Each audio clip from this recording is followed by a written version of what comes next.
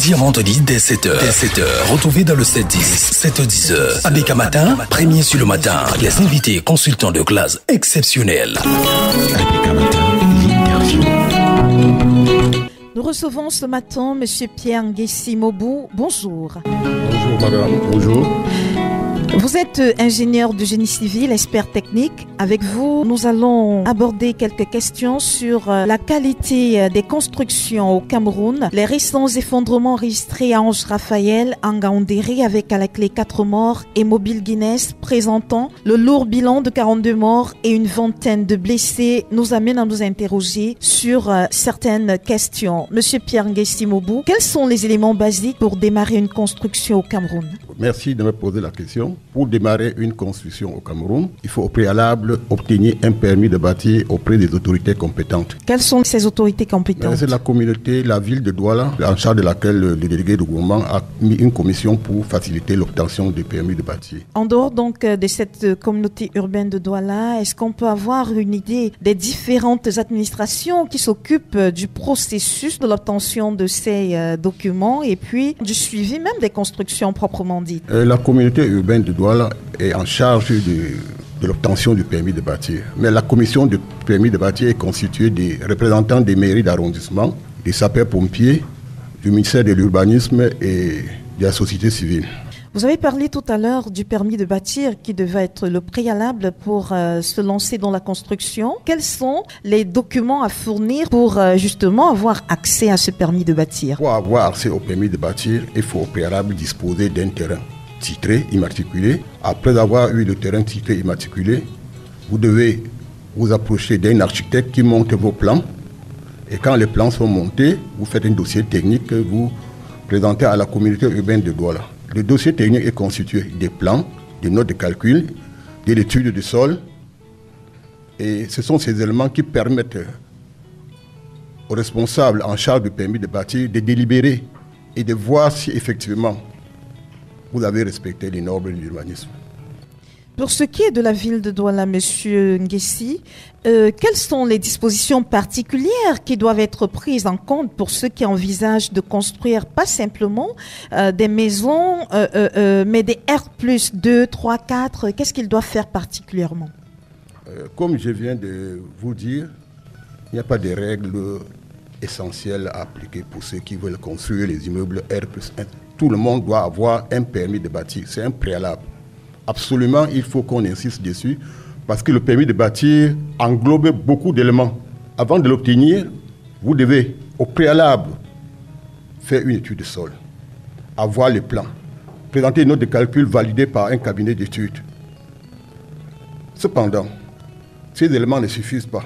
Il faudrait aussi que l'entrepreneur ou le maître d'ouvrage ne change pas les données sur le terrain. Qu'est-ce qui pourrait faire que l'entrepreneur change les données sur le terrain? Vous savez, lorsque vous obtenez un permis de bâtir, vous construisez un R+1, R+2. Généralement, les promoteurs immobiliers se trouvent sur le terrain et après, ils décident spontanément, au lieu de faire R+2, je veux faire R+3, je veux faire R+4, sans tenir compte des notes de calcul qui ont été faites au préalable pour un R+1. En cette période, en ce moment, ils absorbent le coefficient de sécurité. Le bâtiment ne répond plus à la qualité des études qui a été faite. Est-ce que l'entrepreneur se sent obligé, de céder à cette demande que lui fait le promoteur d'un immeuble? Est-ce qu'il est obligé de céder? C'est le promoteur de l'immeuble qui paye les frais. Et le promoteur de l'immeuble reste le propriétaire du bâtiment. Disons simplement que l'entrepreneur peut, s'il se sent responsable, s'il a peur des conséquences, il peut dire non, je ne peux pas continuer à construire pour un R+3, R+4, alors que les études ont prévu R+2. En ce moment précis, j'interpelle les entrepreneurs parce que la responsabilité doit être partagée. Si un entrepreneur accepte de faillir pour la mission pour laquelle il a été sollicité pour construire l'immeuble, il faut qu'il soit pénalement responsable des actes, des conséquences que pourront découler de ce travail qu'il a mal fait. Monsieur Pierre Nguessi Mobou, vous êtes ingénieur en génie civil. Est-ce qu'il est possible pour un entrepreneur qui a fait préalablement une étude de sol, un plan, et qui se lance pour un R+, peut-être 3 ou 4, de pouvoir modifier cela chemin faisant pendant qu'on est en train de construire et qu'on fait face à la sollicitation du promoteur? Non. C'est impossible. Non, je pense qu'il faut penser le bâtiment avant de le mettre en place. Une fois qu'on l'a entamé, il n'est plus possible de faire une quelconque modification. S'il faut faire une modification, il faut au préalable rentrer au cabinet d'études pour qu'on puisse valider les modifications que vous avez sollicitées. Ou simplement détruire tout ce qui a déjà été construit et repartir sur de nouvelles bases? On peut dire qu'il faut détruire, mais il faut arrêter d'augmenter les constructions. Il faut s'arrêter à ce qui a été prévu. Il ne faut pas changer les données au cours des exécutions des travaux. Des sources révèlent pour le cas de l'immeuble R+4 de Mobile Guinness qu'un autre niveau était en train d'être ajouté. Est-ce que, M. Nguessi, cet ajout pourrait-il avoir provoqué l'effondrement auquel nous avons assisté dans la nuit du samedi au dimanche 22 juillet 2023? Vous me posez la question de savoir si les niveaux augmentés pouvaient être la conséquence. Oui. Est-ce que ce bâtiment a préalablement obtenu un permis de bâtir? Là est toute la question. Moi, je pense que non, il n'y a pas de permis de bâtir. Je me suis rendu sur le lieu. J'ai effectivement essayé de regarder. C'est un bâtiment qu'il ne fallait même pas accepter que ça se construise de cette manière. Moi, je pense que le promoteur est responsable de ce qui est arrivé. Le bâtiment devrait être démoli. C'est là où j'interpelle la communauté, j'interpelle la ville de Douala. Il ne faut pas attendre que les drames arrivent pour qu'on puisse mobiliser toute une ville. Il faut mobiliser la ville ou les responsables par anticipation pour pouvoir vérifier si les constructions sont faites de bonne qualité. Je prends un exemple. Et ici dans la ville de Douala, il y a beaucoup de bâtiments qui montent, Mais est-ce que les études sont faites? Moi, je crois qu'il y a une complicité à un certain niveau. Je ne voudrais pas ici me permettre d'accuser des gens. Le permis de bâtir que la communauté urbaine donne n'est pas foncièrement respecté sur le terrain. Et qui est chargé de faire respecter que ce permis de bâtir soit effectif, que ce qui a été demandé au départ soit respecté sur le terrain? Qui doit le faire? Qui doit veiller à ce que... La communauté urbaine a mis sur place une brigade à tous les niveaux pour contrôler l'effectivité du permis de construire. Mais ces agents qu'on envoie sur le terrain, lorsqu'ils arrivent, ils demandent, vous avez le permis de bâtir? Quand vous regardez, vous avez le permis de bâtir, vous avez payé la quittance, vous pouvez construire. Mais est-ce qu'ils vont au fond pour vérifier si le cahier de charges est respecté? Je pense qu'au niveau de la ville, pour éviter de tels événements, il faudrait qu'une commission de contre-contrôle soit mise sur place. Cette mission de contre-contrôle doit avoir à son sein un personnel de la responsabilité de la société civile, un expert, pour qu'on contrôle les contrôleurs de la communauté qui vont sur le terrain. Tout à fait. Parce que là, justement, on fait la casse, on ramasse le matériau de construction. Quand vous revenez, vous discutez un peu, on vous laisse construire. Est-ce que vous laissez construire? Ça veut dire que vous avez rempli les conditions prévues dans le cahier de charges. Je ne voudrais pas être un accusateur ici, mais il y a quelque chose à faire dans ce domaine. Monsieur Pierre Nguessi Mobou, à vous entendre, on comprend très bien qu'on n'est pas prêt de sortir de ce type de drame, parce que la ville de Douala a beaucoup d'immeubles qui, à tout moment, pourraient s'écrouler, s'effondrer. On doit anticiper. Qu'est-ce qu'on doit faire pour anticiper? Ces immeubles qui présentent des dangers doivent être purement et simplement détruits? Il faut une campagne de contrôle des immeubles qui existent. Il faut que les voisins soient capables de dénoncer. Quand vous regardez un bâtiment avec une fissure verticale évolutive, avec une fissure transversale, avec des fissures horizontales, vous attendez à quoi? À que ça soit démoli. Mais lorsque vous passez à côté, si vous prenez la décision de démolir, on va vous porter plainte. Je pense que la ville doit prendre en charge, doit être plus responsable. Je ne suis pas ici en train de mettre en cause la responsabilité. Vous éclairez simplement la lanterne de tous ceux qui nous écoutent. Il faudrait absolument qu'une mission de contre-contrôle des immeubles soit mise en place et qu'ils sillonnent les quartiers, les fins fonds de quartier, pour voir effectivement si ces immeubles répondent aux normes du urbanisme. Monsieur Pierre Nguessi Mobou, est-ce que le sol de la ville de Douala est adapté à la construction des immeubles? Quel est le type de construction qui correspond à la qualité de notre sol dans la ville de Douala?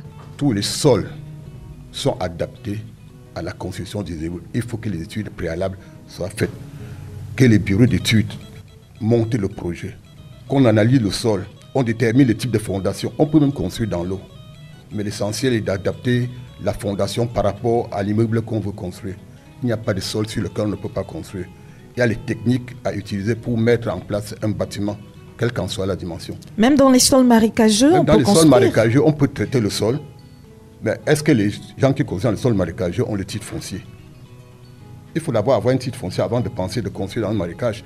Et si la communauté, si la ville, on vous refuse un titre foncier dans le marécage, ça veut dire qu'on ne vous autorise pas de construire dessus. Mais si vous avez un titre foncier dans le marécage, allez vers les bureaux d'études comme la Bourgogne, le sol. Je ne voudrais pas être ici pour faire leur publicité. Allez vers les responsables de ces bureaux d'études pour qu'on vous dise quel genre de tôle il faut. Pourquoi on construit les ports, les quais. Les quais sont construits dans l'eau et ça résiste à la... Les ponts. Les ponts. Pourquoi ça résiste? Pourquoi les bâtiments ne peuvent pas résister? Il suffit seulement de s'entourer des techniciens chevronnés qui connaissent ce qu'ils ont à faire. Est-ce que le problème ne serait pas aussi, permettez M. Nguessi, qu'on confie souvent la construction de nos édifices ou maisons ou je sais pas à des amateurs? Est-ce que c'est pas ça le problème aussi? Vous savez, honnêtement, le promoteur d'immobilier n'a pas l'obligation de passer par un appel d'offres, parce que l'appel d'offres serait la meilleure procédure pour pouvoir choisir un entrepreneur compétent. Mais ça devient une affaire d'amis, de camarades. Si tu as fait un peu le génie civil, on demande tu peux construire. Oui, je peux construire. Mais je pense qu'il faudrait qu'on puisse plutôt être exigeant sur la mise en œuvre, sur la qualité des travaux. Le rôle de l'État ne peut pas être d'obliger les propriétaires à choisir un entrepreneur. Le rôle de l'État, c'est de contrôler si effectivement les données sont respectées sur le terrain. Monsieur Pierre Nguessi Mobou, pour les propriétaires des maisons qui présentent des signes de faiblesse, de fatigue, de fissures, qui voudraient les réhabiliter, comment est-ce qu'ils doivent s'y prendre? De toutes les manières, parce que les maisons, lorsqu'on les construit après, vieillissent. Oui, mais pour réhabiliter un immeuble, il faut s'approcher de la communauté, de la ville, pour qu'on vous donne une autorisation de réhabiliter. Et avant de réhabiliter, il faut déloger tous les occupants. Parce que pendant la réhabilitation, le bâtiment peut s'écrouler. Est-ce qu'il est même nécessaire de réhabiliter un bâtiment qui présente des fissures aussi larges que possible? Qu'est-ce qu'on doit faire? On doit détruire simplement et construire un nouveau bâtiment? La mission de contrôle doit décider de ce qu'il y a lieu à faire. On ne peut pas ouvertement dans une radio dire qu'il faut détruire tous les immeubles. Non, on peut refaire certains immeubles avec des techniques appropriées pour pouvoir les maintenir. La qualité du matériau ne peut-elle pas être également mise en cause ici, dans les effondrements auxquels on assiste de plus en plus au Cameroun? Je pense plus à la manière de construire, à la méthodologie, au processus. La qualité du matériau est d'accord, mais ce n'est pas l'essentiel. Il y a l'économie du matériau. Je prends par exemple, il faut doser un béton à 350 kg par mètre cube. Oui. Le coût du ciment, le coût du matériau de construction amène les promoteurs immobiliers à chercher d'autres, pas tout le monde, à réduire le dosage et à exposer le bâtiment à un risque d'effondrement futur parce que ce n'est pas respecté. Qui devait contrôler cela? Selon vous, Monsieur Pierre Nguessi Mobou, vous qui êtes un ingénieur de génie civil, qui est à blâmer? Ce sont les populations qui s'entêtent à s'installer dans les zones à risque, qui s'entêtent à employer des personnes qui ne sont pas toujours expertes dans la matière, ou alors c'est le gouvernement qui ne fait pas également son travail de suivi? Tout le monde est à blâmer, parce que chacun doit prendre conscience des risques qu'il encourt. Le gouvernement ne peut pas être à blâmer à tous les niveaux. Mais il faut que les promoteurs immobiliers se sentent responsables des conséquences futures de leurs installations. Monsieur Pierre Nguessi Mobou, merci d'être venu dans ce studio d'ABK Radio. Merci d'avoir répondu à nos questions. Merci de nous avoir édifiés sur les questions de construction de bâtiments. Bon, merci. Je vous remercie de m'avoir donné l'occasion de m'exprimer. Je reste à votre disposition pour pouvoir vous apporter d'amples éclaircissements par rapport aux constructions dans la ville de Douala et partout au Cameroun, voire en Afrique. Merci d'être passé chez nous. Le très pertinent Pierre Nguessi Moubou, rappelons-le, ingénieur du génie civil, expert technique.